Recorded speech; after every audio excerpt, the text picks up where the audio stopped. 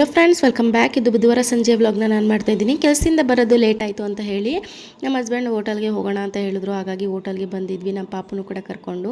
ನಾವು ಬಂದಿರೋದು ಮದ್ದೂರಿನಲ್ಲಿರುವಂಥ ಸಿಪಾಯಿ ಹೋಟೆಲ್ಗೆ. ನಮ್ಮ ಮನೆಯವರು ಆರ್ಡ್ರ್ ಮಾಡ್ತಾಯಿದ್ರು. ಹಾಗೆ ಅವಳು ನೋಡಿದ್ರೆ ಎಷ್ಟು ಚೆನ್ನಾಗಿ ಕೂತಿದ್ಲು ಅಂದರೆ, ಬೇರೆ ಮಕ್ಕಳು ಎಷ್ಟು ಹಠ ಮಾಡ್ತಾಯಿದ್ರು ಅಂತಂದರೆ, ಬಟ್ ಇವಳು ತುಂಬ ಹೈಜಿನಾಗಿ ಕೂತಿದ್ಲು, ಎಷ್ಟು ಖುಷಿಯಿಂದ ಕೂತಿದ್ಲು. ಇಂಥ ಮಕ್ಕಳು ಎಷ್ಟಿದ್ರು ಕೂಡ ಸಾಕ್ಬೋದು.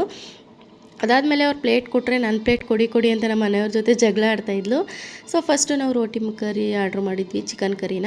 ಅದಾದಮೇಲೆ ನಾವು ಗೀ ರೈಸ್ನ ಆರ್ಡ್ರ್ ಮಾಡಿದ್ವಿ. ಅವಳಿಗೂ ಕೂಡ ತಿನ್ನಿಸ್ಕೊಂಡು, ಇನ್ನೇನು ಅವಳಿಗೂ ನಿದ್ದೆ ಬರ್ತಾಯಿದೆ ಅಂತ ಗೊತ್ತಾಯಿತು. ಅವಳು ಫುಲ್ ಮೂಡ್ ಆಫ್ ಆಗಿಬಿಟ್ಲು, ಎತ್ಕೋ ಅಂತ ಹಠ ಮಾಡ್ತಾಯಿದ್ಲು.